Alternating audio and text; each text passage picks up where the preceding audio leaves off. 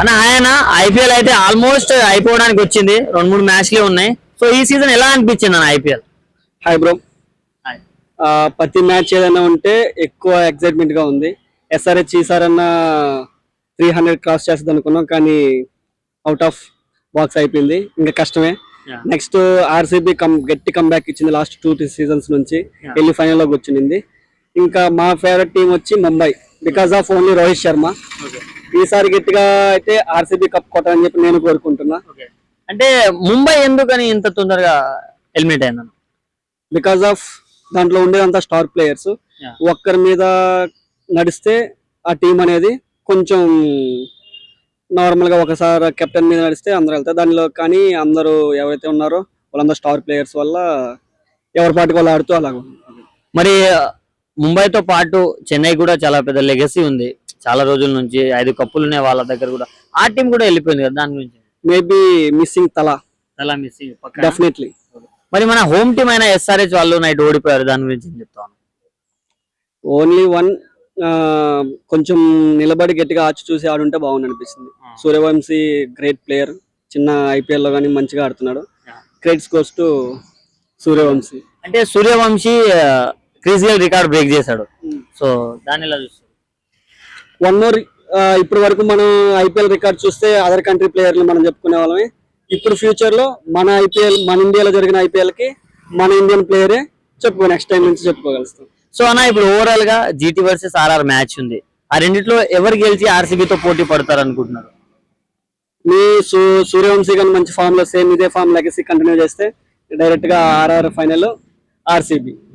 మరి as a Mumbai fan గా RCB versus RR లో ఏ టీం సపోర్ట్ చేస్తారు?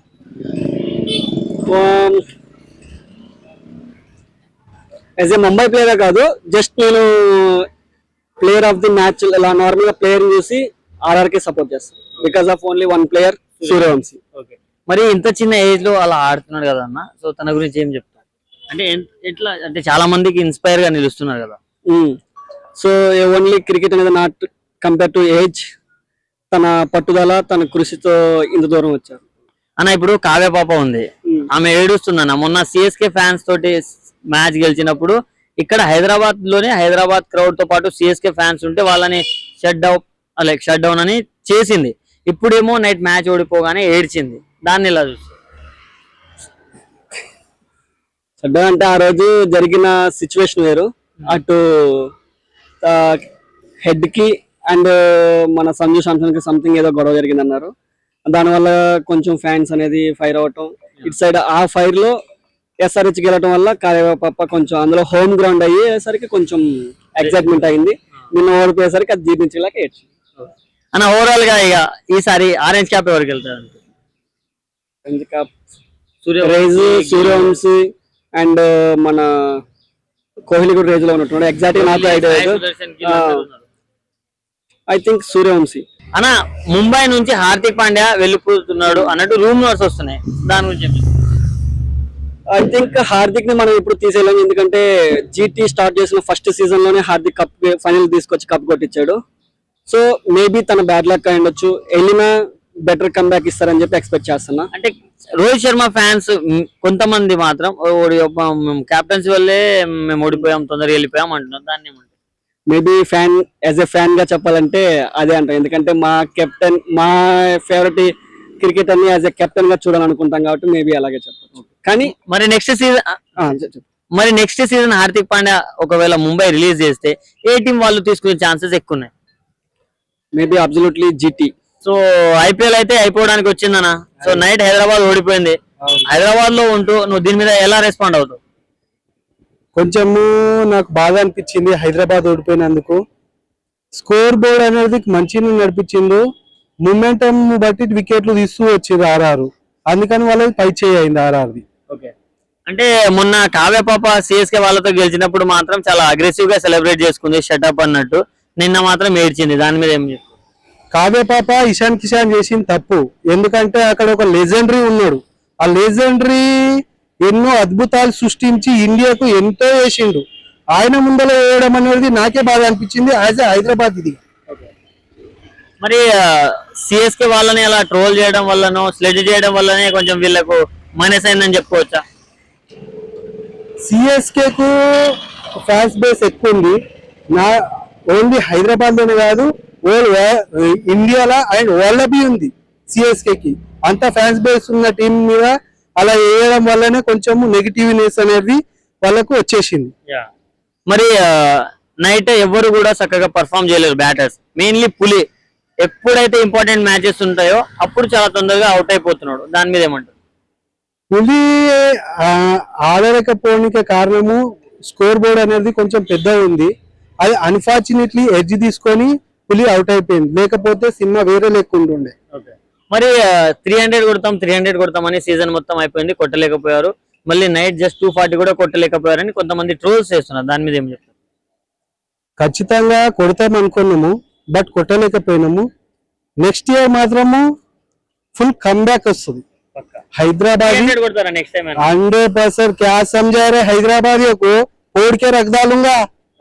మరి భయ్యా ఆర్ఆర్ వర్సెస్ జీటీ మ్యాచ్ ఉంది రేపు. ఆర్సీబీతో ఫైనల్ ఏ టీం ఆడుతుంది అనుకుంటున్నాం? ఆర్సీబీతో ఫైనల్ నేను ఆర్ఆర్ రావాలనుకుంటున్నా.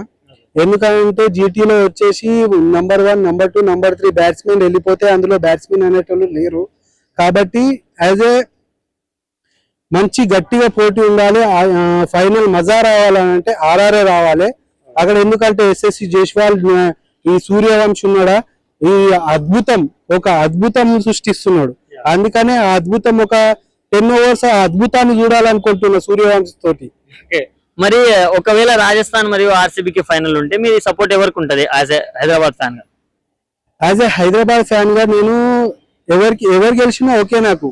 ఎందుకంటే అందులో కోహ్లీ ఉన్నాడు, ఇందులో చిన్న బేబీ బాస్ ఉన్నాడు. కాబట్టి ఆ చిన్నోనికి సపోర్ట్ చేయాలనుకుంటున్నాను. ఎందుకంటే కోహ్లీ ఎన్నో చేసిండు. కాబట్టి ఇప్పుడు ఈ చిన్న పిల్లగాడు ముందరికి పోవాలని అంటే ఇలాంటి ఫైనల్స్ గెలిస్తే ఆయనకి ఇంకో కొంచెం కాన్ఫిడెన్స్ వచ్చి ఇంకో కొంచెం ముందరికి వెళ్ళగలుగుతాడు అన్న. మరి ఓవరాల్ గా ఎస్ఆర్హెచ్ వాళ్ళలో లైక్ ఇద్దరు ఆరెంజ్ క్యాప్ లీడర్ బోర్డు లో ఉండే, గుజరాత్ లో ఇద్దరు ఉన్నారు, విరాట్ కోహ్లీ ఆర్సీబీ నుంచి ఉన్నాడు, సూర్యవంశీ కూడా ఉన్నాడు. సో ఆరెంజ్ క్యాప్ ఎవరికి వస్తుంది అనుకుంటున్నాం? ఆరెంజ్ క్యాప్ వచ్చేసి నేను ఇద్దరు పేర్లు చెప్పగలుగుతాను. ఒకటి సూర్యవంశీ లేక సాయి సుదర్శన్, వీళ్ళిద్దరిలోనే ఆ ఆరెంజ్ క్యాప్ అనేది ఉన్నది. మరి క్రిస్ గేల్ రికార్డ్ బ్రేక్ చేశాడు కదా సూర్యవంశీ, దాని గురించి నేను చాలా ఆనందపడ్డా. కానీ 97 కాదా 29 balls లో చెక్క పోయి 100 కొట్టింటే ఇంకా ఖుషి ఎక్కువ అయిపోతుండే నాకు. ఎందుకనంటే 2 రికార్డులు తీసేసినట్టు అవుతుంది 29 balls లో. ఇక్కడ ఈ రికార్డు 100 రికార్డు, అక్కడ 6 లో ఎట్లయినా కొట్టేసిండు. 59ది 65 చేసేసిండు.